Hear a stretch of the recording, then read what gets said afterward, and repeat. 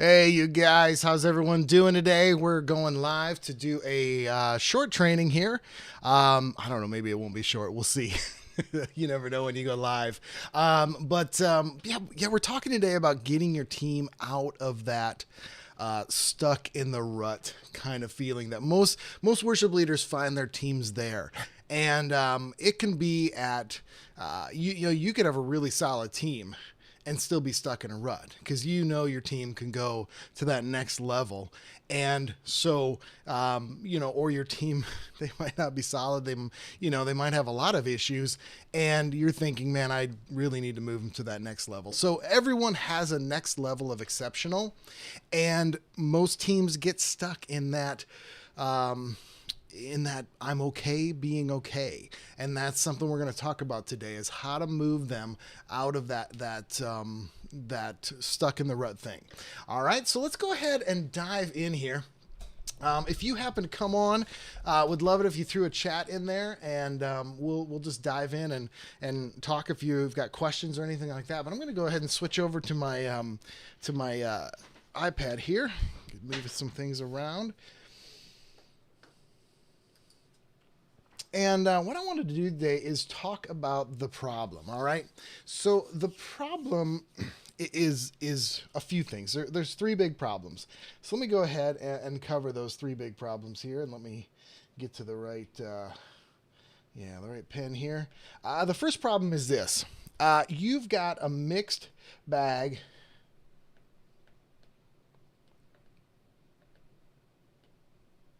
All right. So a mixed bag of talent, experience,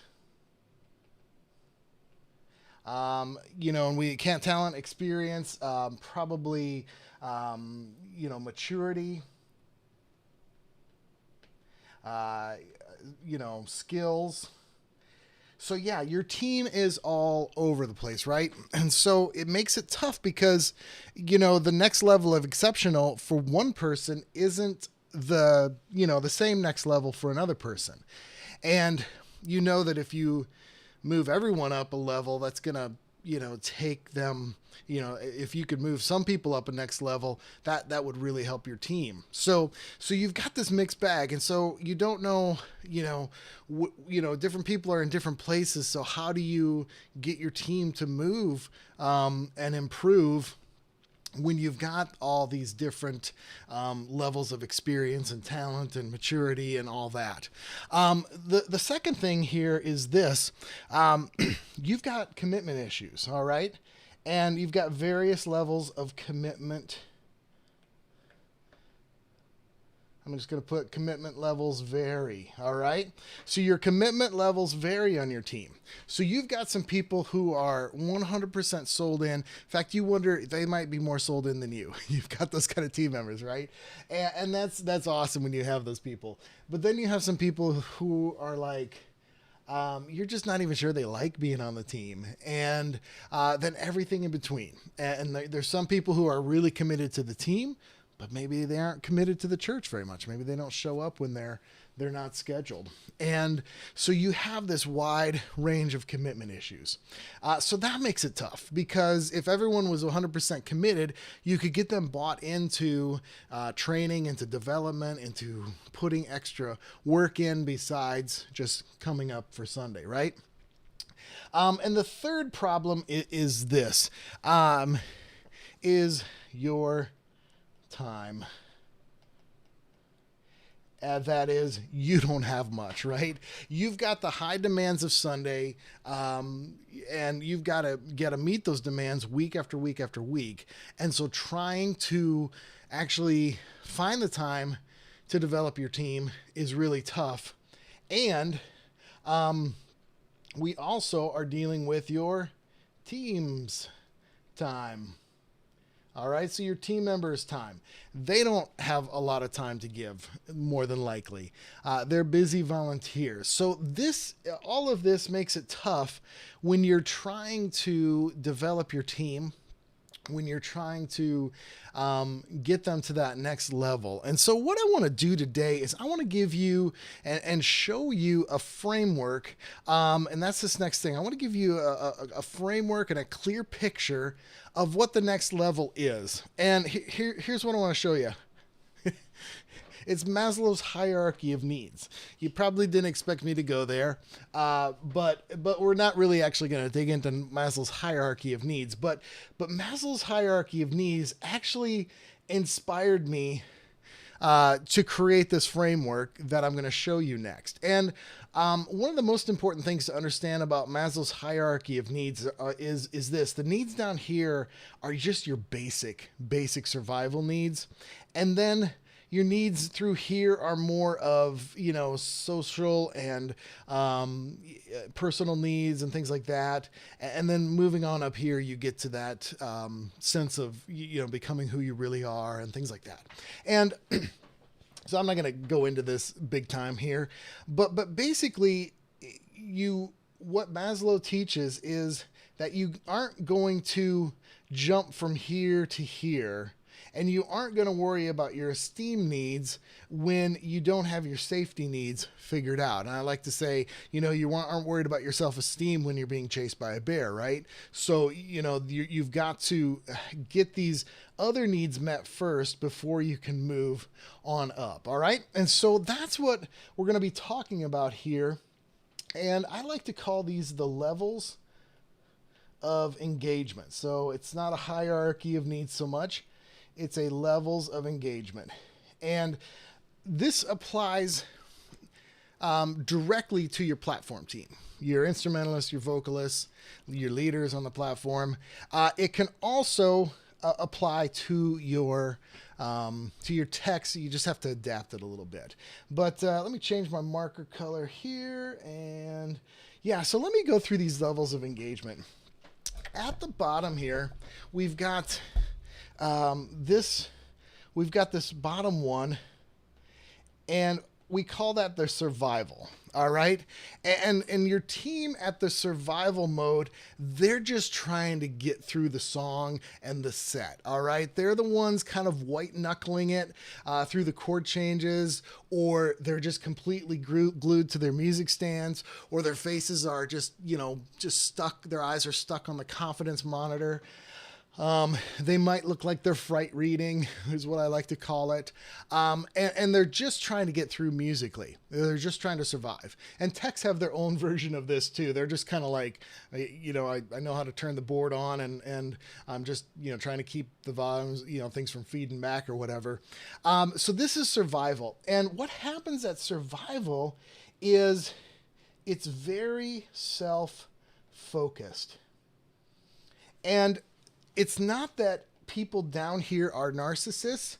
They're not a bunch of raging narcissists and arrogant and things like that, and they're just thinking about themselves. They just haven't done the work to actually be able to get outside of themselves. They're just so focused on trying to get through the song that they aren't able to give and move to that next level. All right. So let me, I'm going to come back and probably talk about this one a little bit more as we get on the higher levels. So let's go to the next one. So after the survival level is what I call the connection level. All right. And with the connection level this is about connecting with the music and hopefully the other people on the platform. So this is a place where playing the music, it starts to be fun. All right. You know how that is. And you're able to, when the person gets to this level, they're getting free of the music stand. They're starting to listen to their team members. They're enjoying themselves. They might even be moving a little bit. And this is a good place to be musically. And what happens is people who normally function at the connection level can actually fall back into the survival level. And we're going to talk about that in a little bit.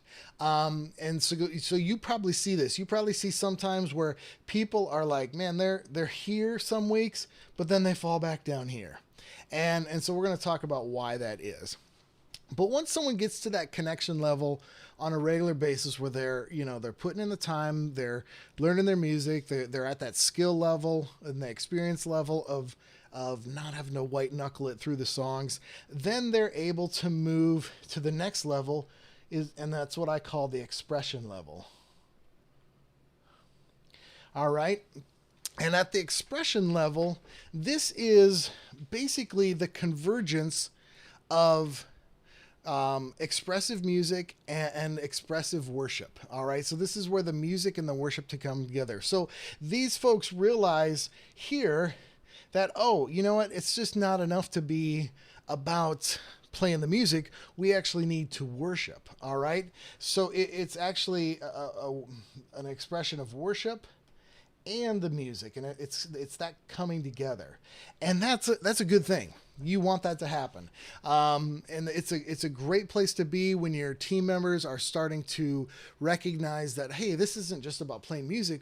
We're actually supposed to be worshiping God, and so they start to become more expressive. They start to become more engaging, and that's good. And you almost think like, hey, this would be great if my team just stayed there, but there's a problem. We need them to move to this next level. And the next level is what I call ministry. All right. And this is where a team member on the platform, they realized, hey, you know what? It's not just about my own personal worship experience. It's not just about playing this music. I actually have a dual role. All right. And there's a dual role here. And my dual role, it's the same as the priests in the Old Testament, the Levites. They would minister to the people, but they would also minister to God. So there's this idea that, hey, we are worshiping God and we are serving the congregation. So it's not just about us having our own personal worship time, but there's actually got to be some engagement with the congregation, some inviting, and modeling what it is to be a person who's worshiping. All right. And if you could move a bunch of your team members there, that is going to be an amazing place, right? If they could get to that ministry level where they are understanding that they are both worshiping God and serving the congregation. But there's one more level that we want to get our team members to, and that's this. It's leadership. And I'm running out of room up there. All right, leadership. Excuse me. But leadership understands that, hey, you know what? I'm not just ministering. There's a role that I can play beyond just serving on the worship team and serving as a lead worshiper, playing music. I can actually become a guide to others. All right. And this is so important as your team members start to as they get some experience on the team, we have to put in front of them that idea of Ephesians chapter 4, verses 11 and 12, where the leaders equip the people to do the work of ministry. And we see when it comes to leaders, Paul lays out 5 different roles. And so we see shared gifts there. We see different roles. We see shared leadership, all pouring into the people. And so as a person, moves up these levels, they get to that place where they realize, oh, I need to now go down and help move other people up. And so that's the levels of engagement. All right. And I've got some other resources like that. And if you would like some more on this, I can send that to you. But what I want to do now is let's just talk about how to get your team to move up these levels of engagement. How do we get someone who's at survival to move up to connection, and from connection to move up to expression? And then those people who, they're great, they're worshiping God, they're playing music well, but you want to help them understand that there's more to it. So then what we do is we help them understand there's a ministry role and even leadership roles for them. All right. So let's go ahead and talk about how to get your team unstuck. Okay, I've got, I think I've got 3 things here I want to talk to. And one of the first things is the first thing to look at is where are,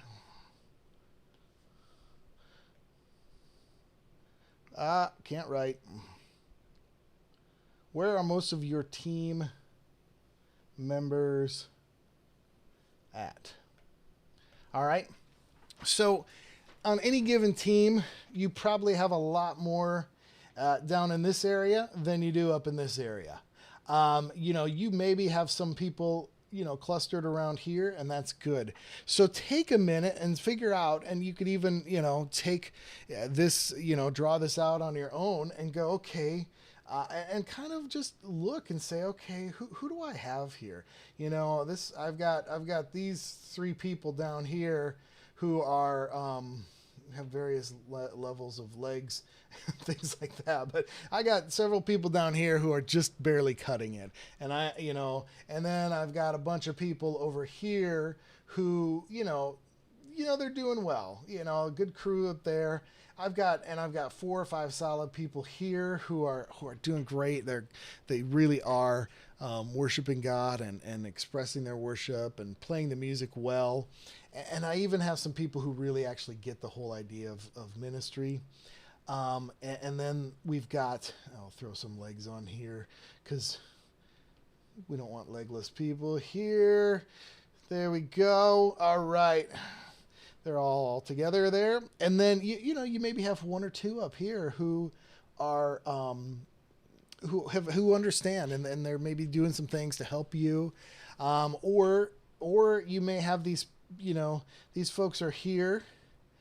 They're a little more, right in kind of this area where like, oh man, they're close. They're close to being leaders. And so take some time and just really get some clarity about where your team members are at. Now, I will say this. There's a guy named George Box who is a statistician. And us worship leaders, we don't really follow statisticians too much, and we can't hardly say the word. But George Box said this: all models are wrong, but some are useful. So this is a model, all right? And this gives us a picture of how our team members move. And you know what? You're going to find exceptions to the rule. You'll have some people who maybe are really up in this area, but they can barely play, the guitar out to get themselves, hardly play at all.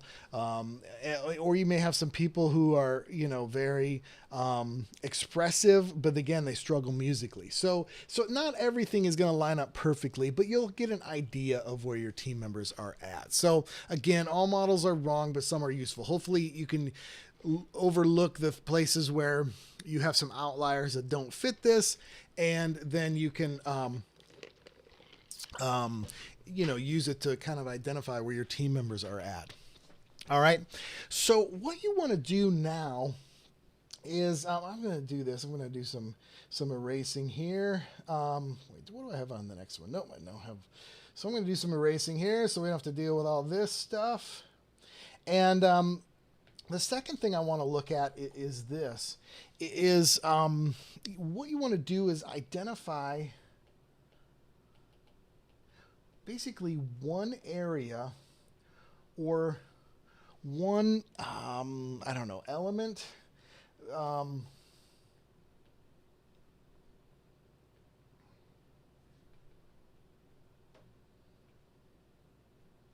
Whoops. Your team can move. And I'm just going to say upwards. All right, so identify one thing that's going to help your team move upward. And then let me change that. One thing, and we're going to talk about what the thing is here. One thing, all right, that can help. All right, we're doing this live. You guys get to see my little, chicken scratch there. So identify one thing that can help your team move upwards. Okay, so if you've got people down here at your survival level, what's going to be the biggest thing that's going to move them up to connection? Probably not a Bible study, probably not a training on how to be a good healthy team member or something like that. What's going to help them the most is preparation. So personal practice and understanding the importance of rehearsals. And that is going to be a huge piece of moving someone from their survival mode into the preparation, into the connection phase. And it's actually going to be a big piece of moving people from connection to expression. And one of the reasons for that is that in order to be expressive musicians, expressive lead worshipers, you need to be prepared. You need to be confident. All right. And so you want to make sure your team members are confident. And that only comes from being very well prepared. All right. So that's a big piece of moving from, your connection level, your survival level up to your connection level and even up to your expression level. Another one that's going to help is platform presence. If you teach your team platform presence, some people call it stage presence. That's okay too. But platform presence, stage presence is basically about learning how to be good lead worshipers. There's a visual, and I'm going to say the word performance aspect to our music up there. And it's not meaning performance like we're trying to put on a show and be something we're not, but it's, hey, we're playing live music. And we're inviting a congregation to engage with us. And so there are things that we need to learn about the visual aspect of leadership. So visual leadership on the platform. And then we also want to learn biblical expressions of worship.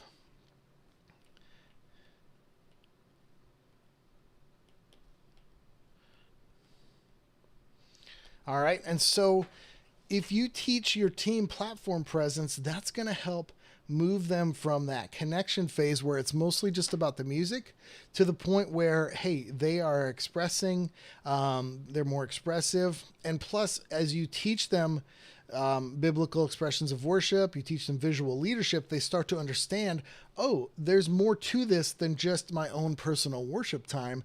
I'm actually supposed to be leading the congregation, engaging them. So if you take and you focus on preparation and platform presence and build in confidence with your team, that's going to be huge at moving most of them a good way up these levels of engagement. All right. And then later, as you get to people up here in the ministry and leadership area if they're around this area, some of the things that are just going to help there, a lot of, either personal mentoring from you, helping them understand the idea of Ephesians 4:11 and 12. Like, hey, you're not, as the worship leader, you're not supposed to be the only person leading and developing the team members. You could actually, you need others with you there. All right. And so the next thing I want to talk about then, the first thing you want to do, let's just review here. You want to figure out where most of your team members are at. And then you want to focus on the kind of training that's going to move them up to where they need to go. Again, for most teams, it's going to be the preparation and the platform presence.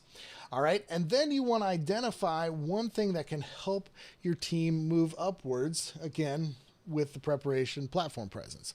And then finally, let me get to the third one here, but let me clean this up here.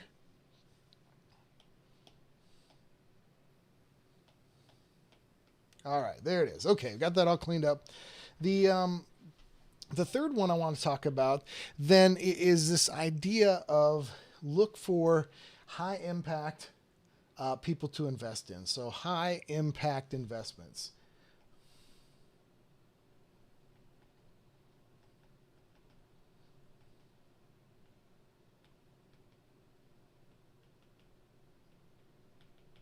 All right, so a high impact investment. What do I mean by that? One is if you have a lot of people right here, right around that, the survival and the connection stage, then yeah, so you could, if you made an investment in teaching your team to be more prepared, and leveling up your culture of preparation on the team, that's going to be a high impact investment. That's going to be a better investment than, say, all right, let's do, a series of devotionals on, some biblical worship stuff. Not saying that's not important. You can still do that. But if you really want to have a season of moving your team forward, you need to look for the high level, high impact investments. All right. Another big piece of that is looking for your people who are what I call low hanging fruit. So they are at that place of being ready to move towards leadership. So maybe you have, like we mentioned before, we have some, you have a couple people who they're mature, they're doing what they need to do.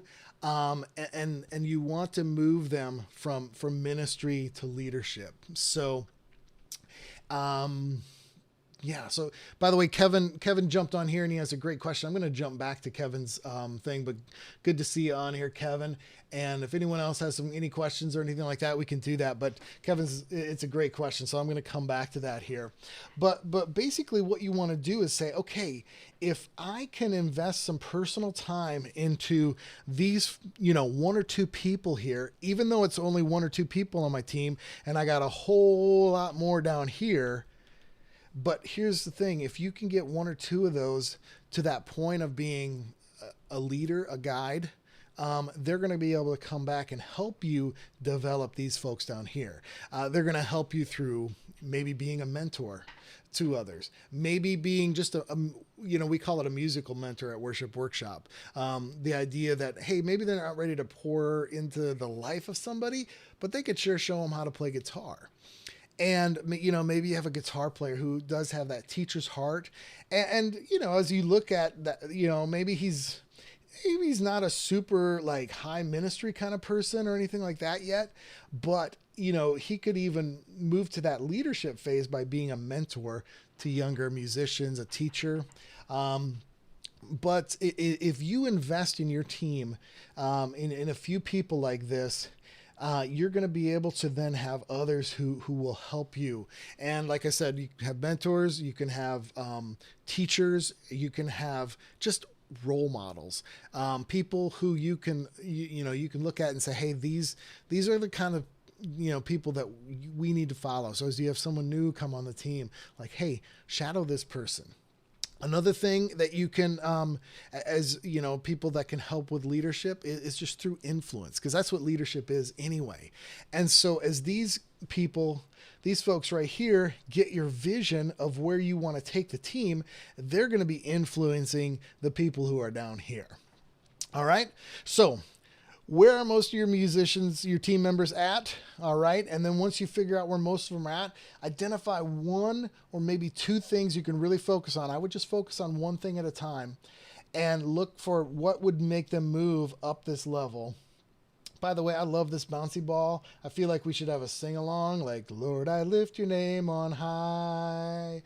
Lord, you guys remember that? I'm too old. I'm dating myself. Anyway, it's live. All right, and then you want to identify what's going to help them move upwards, and then finally, you want to look for those high impact investments, all right? So maybe it is teaching preparation to this group down here, or maybe it is focusing in on these one or two people who are they're just on that cusp of being able to be leaders and investing in the team. So there you go. And I want to talk about some couple next steps, but let me jump in here with Kevin's statement there. And he says this, would you say that getting to know the congregation, shaking hands, not hanging out in the green room plays a role in one's ability to lead? Yeah. Okay. So I love that you asked that, Kevin, because really we can be pretty self-focused at this level here. And I'm just going to see if I can move that up a little bit so we can see Kevin's comment and see the rest of that.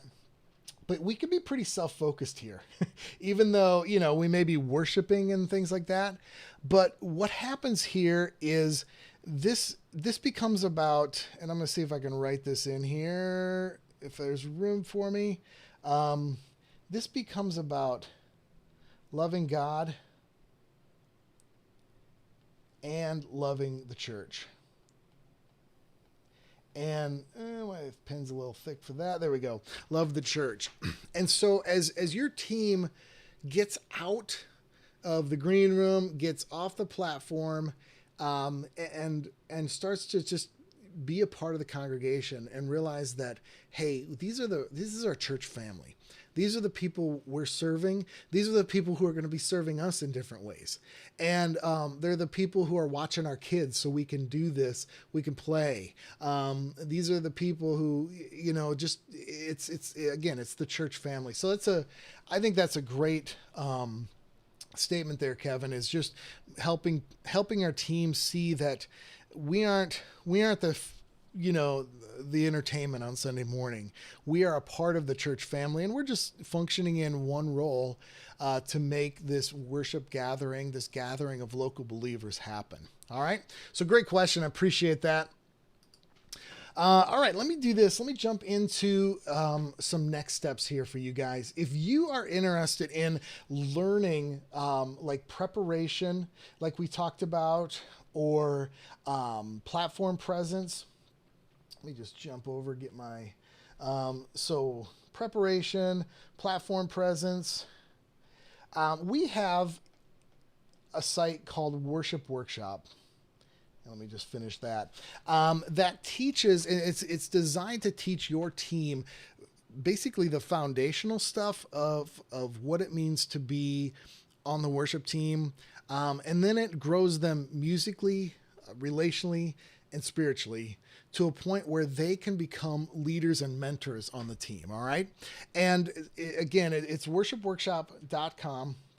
And you can go there and you can check it out. And it is a membership site that you join. But once you join it, you can add your team members in. And what we do is we have training not only for your team members to grow, but we actually then train you as the leader in order to try to develop your team and move them to whatever next level of exceptional you're working at. And it's because it's important. One of the things that you can find all sorts of training out there, and for free or almost hardly anything. But the problem is getting your team to use it. Because remember, we talked about some problems up here, your time and the team's time. And so what we do with Worship Workshop is this is all these classes are ready-made. All of them are short that you can do, and you can either use them as a group and watch them, maybe watch a lesson in rehearsal, and there's discussion guides and handouts for each class, or you can have some of your team members working through on their own, and you can do a little of both. But basically what it's also going to do, it has baked in leadership development. All right. And that's huge. And so if you're interested, go to WorshipWorkshop.com, and there'll be a thing that pops up that says, hey, you want a tour? And the person's face that pops up on there isn't mine. It's Ian, who is our manager of the director of Worship Workshop and the community there. And so what he'll do is he'll set up a tour with you that will not just show you what's in there, but he'll actually kind of dig in and say, hey, what do you need as a team? So it's going to help you kind of get some clarity too about what you need. So if you've ever had somebody just ask you questions about your team and what they need, that's actually a really, just a great thing, because it helps you to think through when somebody else is asking those questions. So Ian will do that for you, and then he'll show you, how Worship Workshop could fit for you. And just know that if Worship Workshop's a great fit, great. Can't wait to see you in there. If it's not, that's okay too, because even seeing what's inside there will give you some ideas of how to structure your own thing if you're more of a DIY kind of person. Cool? All right. So that's the first next step. The second next step is for anyone who's saying, that's cool, I would love to have that training for my team, but I want something for myself. I want to really grow, and I want someone really helping me move forward. And so what I would suggest for you is go to WorshipTeamCoach.com and go to ESA, with /ESA. I'm going to see if I can bring that up there. There you go. So, and what this is the exceptional Sunday assessment. And what we're going to do on there is it's a short call, but we can cover a lot in that short call, especially if you watch the stuff to prepare for it. But it's free. And what you do is, we're going to look into, where you're going, what you want to accomplish, and then some of the barriers that might be holding you back. We're going to talk about, what is your team's next level of exceptional and where they're at right now. And then we're also going to dig into, what it's going to take for you to move to that next place. All right. And so if you schedule that, again, that's a one-on-one with me. And if you want to do that, you can just go to WorshipTeamCoach.com/ESA. You can pick a slot on there, and then we'll meet and make sure you spend some time preparing for that meeting so we can move further faster. All right. And I think that's it for today. So I've got some things coming up here at 2:00, so I'm going to sign off. I just double check to make sure there's not any questions that came up. Thanks for Kevin for hanging out and everyone else who popped on here. So again, if you have like questions of how to move your team up this pathway from survival level clear up to the place where they are leaders and mentors and role models on your team, definitely look into WorshipWorkshop.com. and even sign up for a tour with Ian. And then take a look at the Exceptional Sunday assessment, and maybe you and I might work out for us to meet together, and we could talk about how to move you further faster as you lead your team up this process. All right. So, hey, Kevin, thanks for being here. And yeah, it's great to have you. And again, everyone, thanks so much. And I'm looking forward to seeing you all again sometime. And usually I do these around Tuesdays or Wednesdays. I'm trying to get in a set time, but I'm going to do them weekly. So if you want to make sure you know about them, definitely subscribe here on YouTube so that you get notified when I set up to go live. All right. All right. We'll see you guys later.